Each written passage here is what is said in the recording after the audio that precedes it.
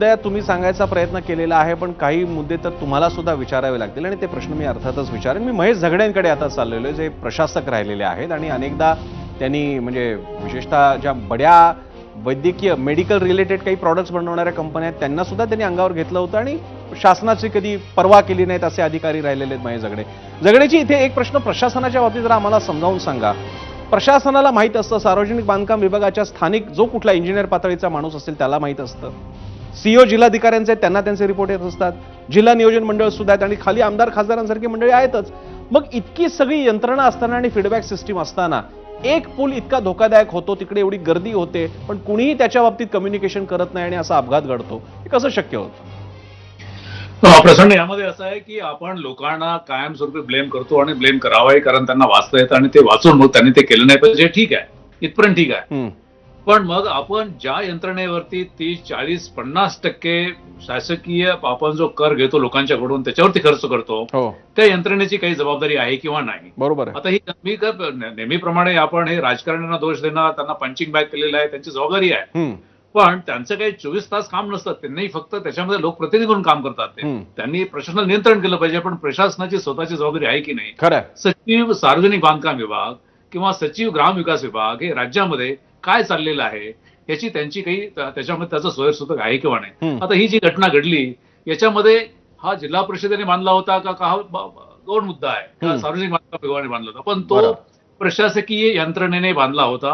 म्हणजे तिथे कोणीतरी ज्युनियर इंजिनियर आहे, तिथे कोणीतरी उपअभियंता आहे, त्याच्यावरती अधीक्षक अभियंता आहे, अशी ती उतरंड आहे. त्यामुळे अशा घटना घडू नयेत ही त्यांची स्थानिक पातळीवरची त्यांची जबाबदारी आहे, ती त्यांना टाळता येणार नाही. आणि मी तो म्हणतो की ही जर जबाबदारी आपण जर लोकांच्यावरती टाकली तर या देशामध्ये जे काही खेकड्याने किंवा तुमचे धरणं फुटतात किंवा अमुक नाही होतं तमुक नव्हतं, म्हणजे लोकांनी कर द्यायचा आणि त्याच्यावर कोणी बघायचंच नाही. मला असं वाटतं की हे खरं म्हणजे पळपुटेपणा आहे की प्रशासनाला खरं म्हणजे लोकप्रतिनिधी जाब विचारलाच पाहिजे की तुम्ही काय करत होते. आता ह्या पुलाच्या बाबतीमध्ये मी तुम्हाला एक सांगतो की हे शेतकऱ्यांच्यासाठी जरी असला ते अशा पद्धतीने पाहिजे की मग तिथे इतर कोणीच जाता कामा नये, अशी काहीतरी व्यवस्था तिथे करण्याची गरज आहे. लोकांचे प्राण इतकेही असे हे झालेले नाहीत की ते कोणी यावं आणि कुठे मृत्यू पावावं. आता याच्यामध्ये सगळ्यात महत्वाचं मी तुम्हाला एक सांगतो की इथे तो पूल बांधला होता कारण शेतकऱ्यासाठी, आता नवीन तिथे पूल बांधताय. मी ज्यावेळेस महानगर आयुक्त होतो PMRDA मध्ये, त्यावेळेस मी ज्यावेळेस सर्वे करत होतो, मला तिथे एक मोठा याच नदीवर इंद्रायणी नदीवरती एक पूल 2 लेनचा अतिशय मोठा पूल तिथे बांधलेला आहे आणि त्या पुलाच्या दोन्ही बाजूला रस्तेच नाहीये. म्हणजे खर्च तुमच्याकडे पैसे आहेत, पण या प्रशासनाने अशा ठिकाणी खर्च केलाय की तिथे अजूनही मला वाटतं माहित नाही की दोन्ही बाजूला रस्ते झाले की नाही.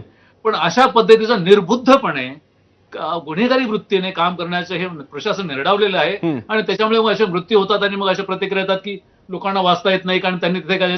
ठीक आहे, लोक असतील तसे, प्रशासन म्हणून ही व्यवस्था कोलमडून पडली आहे का?